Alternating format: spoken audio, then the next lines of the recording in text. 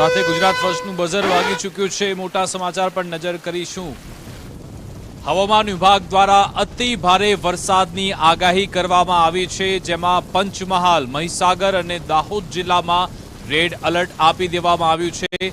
13 એવા જિલ્લા જ્યાં ઓરેન્જ અને 10 એવા જિલ્લા જ્યાં યલો એલર્ટ આપવામાં આવ્યું છે। ભારે વરસાદને કારણે બાવડા પાસે નેશનલ હાઈવે બંધ છે, એટલે કે અમદાવાદથી રાજકોટનો નેશનલ હાઈવે બંધ થઈ જતા ભારે હાલાકીનો સામનો। ગોધરાથી સનાથલ સુધીનો માર્ગ પણ સંપૂર્ણપણે બંધ કરાયો છે અને તમે જુઓ કે બાવડાના ગેલપ્સ પાર્ક પાસેના પૂરના પાણીમાં એક સાથે 900 લોકો ફસાયા છે અને એટલા માટે જ એનડીઆરએફ, એસડીઆરએફ, પોલીસની ટીમ, ફાયર વિભાગની ટીમ યુદ્ધ ધોરણે રેસ્ક્યુ ઓપરેશન કરી રહી છે। એની વચ્ચે પણ હજુ પણ ભારે વરસાદ વરસી શકે છે। અનેક એવા એરિયા જ્યાં ભારેથી અતિ ભારે વરસાદ વરસશે। આજ અંગે વધુ વિગત મેળવીશું। અમારી સાથે નિકુંજ જાની લાઈવ જોડાઈ ગયા છે। નિકુંજ, ઓવરઓલ પરિસ્થિતિ અત્યારે ગુજરાતમાં શું છે? ગાંધીનગરથી શું અપડેટ મળી રહ્યા છે? કારણ કે એક બાજુ રેડ એલર્ટ, એક બાજુ કેટલીક જગ્યાએ પાણી ભરાયેલા, કેટલીક જગ્યાએ રેસ્ક્યુ કરવાની ફરજ પડી અને હજુ પણ ભારેથી અતિ ભારે વરસાદ વરસી શકે છે। સરકારનો શું એક્શન પ્લાન છે? ત્યાંથી ઓવરઓલ શું ડેટા મળ્યો છે?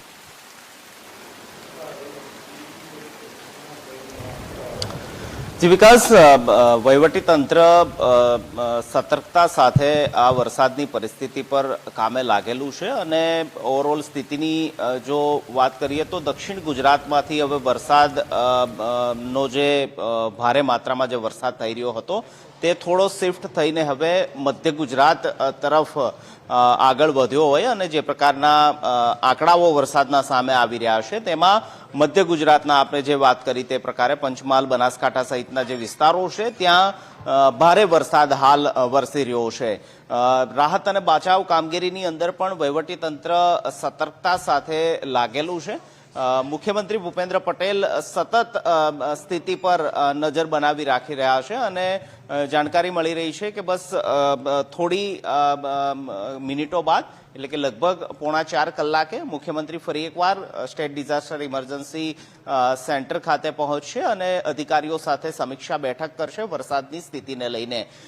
રાહત અને બચાવની કામગીરી પણ પૂરજોશની અંદર ચાલી રહી છે।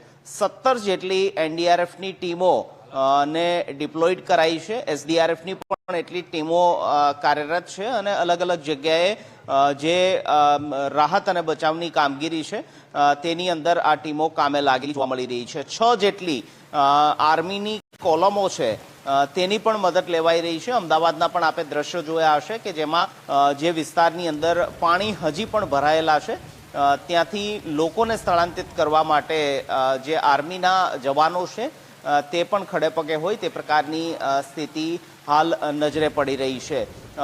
એરલિફ્ટ કરવાની જ્યાં પણ જરૂરિયાત થઈ રહી છે ત્યાં એરલિફ્ટ પણ લોકોને કરાઈ રહ્યા છે। નવસારીના ગણદેવી પાસે પણ જે ખેતરોની વચ્ચે જે ઘર હતું ત્યાં ફસાયેલા જે લોકો છે તેને હેલિકોપ્ટરના માધ્યમથી એરલિફ્ટ કરીને તેમને સ્થળાંતરિત કરવામાં આવ્યા છે, તેમનું રેસ્ક્યુ કરવામાં આવ્યું છે। તો વરસાદની સ્થિતિ બનેલી છે। હવામાન વિભાગનું જે ફોરકાસ્ટ છે તે પ્રકારે પણ મધ્ય ગુજરાત, ઉત્તર ગુજરાતની અંદર ભારેથી અતિભારે વરસાદની આગાહી છે। એક રાહતરૂપ સમાચાર એ જરૂરથી છે કે દક્ષિણ ગુજરાતની અંદર જે ભારે અતિ ભારે વરસાદ જેને કહી શકાય, કારણ કે 24 કલાકમાં 42 ઇંચ જેટલો વરસાદ કોઈ પણ સ્થળે પડે તો જળબંબાકાર મેઘતાંડવની સ્થિતિ હોય તે પ્રકારની સ્થિતિ દક્ષિણ ગુજરાતના વલસાડ, નવસારી, તાપી સહિતના જિલ્લાઓની અંદર થઈ હતી।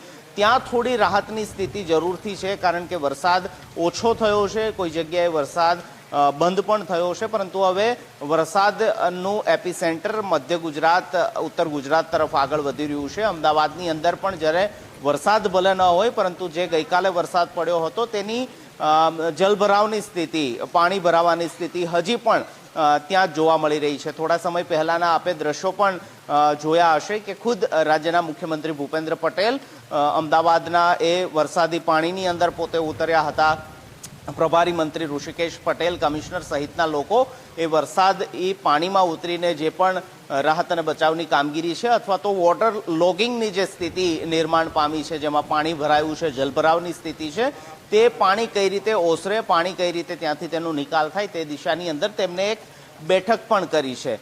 થોડા સમય પહેલા રાજ્યના પોલીસ વડા જીએસ મલિક પણ એસસીઓસીની મુલાકાત લઈને ગયા અને ત્યાં પણ તેમને જે મહેસૂલ વિભાગના અધિક મુખ્ય સચિવ છે જયંતિ રવિ અને રાહત કમિશનર છે ગૌરાંગ મકવાણા તેમની સાથે તેમને લાંબી મેરાથોન બેઠક કરી છે અને તેમને એ એશ્યોરન્સ આપવામાં આવ્યું છે કે પોલીસ ડિપાર્ટમેન્ટની રાહત અને બચાવ કાર્યની અંદર જે પણ જરૂરિયાત ઉદ્ભવે તે તમામ મદદરૂપ થવા માટે પોલીસ ડિપાર્ટમેન્ટ અને પોલીસ જવાનો ખડે પગે છે અને દ્રશ્યો પણ સામે આવતા હશે કે જેમાં પોલીસના જવાનો પોલીસ અધિકારીઓ ગ્રાઉન્ડ પર ઉતર્યા છે અને રાહત બચાવની કામગીરીની અંદર તેઓ પણ લાગેલા છે. તો સમગ્ર ઓવરઓલ તંત્ર વહીવટી તંત્ર સતર્કતા સાથે સાવચેતી સાથે એગ્રેસિવ રીતે રાહત અને બચાવ કામગીરીની અંદર જોડાયું છે.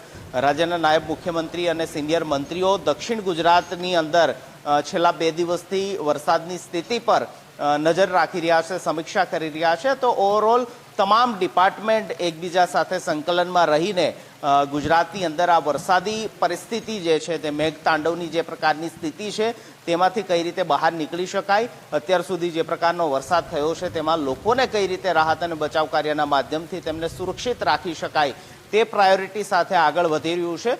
સાથે સાથે હવે પછી જે હવામાન વિભાગની આગાહી પ્રમાણે જે શક્યતાઓ જોવાઈ રહી છે તો ત્યાં પણ એ જ પ્રકારનું વહીવટીતંત્ર ટીમોનું ડિપ્લોયમેન્ટ કરી રહ્યું છે અહીંથી, કારણ કે 24 કલાક ગાંધીનગરનું જે સ્ટેટ ડિઝાસ્ટર ઇમરજન્સી સેન્ટર જ્યાં અત્યારે હું ઉપસ્થિત છું ત્યાંથી તમામ એ જિલ્લાઓને જે પણ જરૂરી માર્ગદર્શનની જરૂરિયાત હોય, જે પણ સૂચનાઓની જરૂરિયાત હોય અથવા તો જે તે જિલ્લા તરફથી ડિમાન્ડ આવે છે કે અહીંયા આ પ્રકારની જરૂરિયાત છે, અહીં ટીમોની જરૂરિયાત છે, એનડીઆરએફની ટીમો કોઈ એક જગ્યાએ હોય તો બીજી જગ્યાએ તેને મૂવમેન્ટ કરવાની જે સ્થિતિ હોય છે તો તે સમગ્ર વહીવટી તંત્ર જે છે તે સંકલન સાથે અહીં આ કામગીરી કરી રહ્યું છે. અને ભગવાનને પ્રાર્થના કરી શકાય કે હવે પછી જે વરસાદની સ્થિતિ છે તે હેમખેમ રીતે ગુજરાત જે છે તે પસાર કરી લે.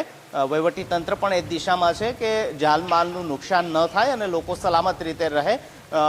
શાળા કોલેજોને પણ જે 19 જેટલા જિલ્લાઓ કે જ્યાં રેડ એલર્ટ અને યલો એલર્ટ આપવામાં આવ્યું હતું તેવા 19 જેટલા જિલ્લાઓની અંદર શાળા કોલેજ અને આંગણવાડીઓ ને આજે સદંતર રીતે બંધ રાખવા માટેની સૂચના આપવામાં આવી છે. અને જાણકારી એ પણ મળી રહી છે કે આવતીકાલે પણ જ્યાં રેડ એલર્ટ છે, વરસાદ વધુ ભારે વરસાદ થવાની જ્યાં હવામાન વિભાગે આગાહી વ્યક્ત કરી છે ત્યાં આવતીકાલે પણ સ્થાનિક વહીવટી તંત્ર દ્વારા શાળા કોલેજોની અંદર રજા આપવામાં આવશે તે પ્રકારની જે જાણકારી જે છે તે હાલ મળી રહી છે. તો વરસાદી માહોલ છે દક્ષિણ ગુજરાતમાં, ભલે વરસાદ ઓછો થયો હોય તો પરંતુ મધ્ય ગુજરાતની અંદર સતત વરસાદ વરસી રહ્યો છે. આ વચ્ચે વહીવટી તંત્ર સતર્કતા સાથે સજ્જતા સાથે પોતાની કામગીરી જે છે તે કરી રહ્યું છે. વિકાસ. બિલકુલ આભાર નિકુંજ તમામ જાણકારી આપવા બદલ.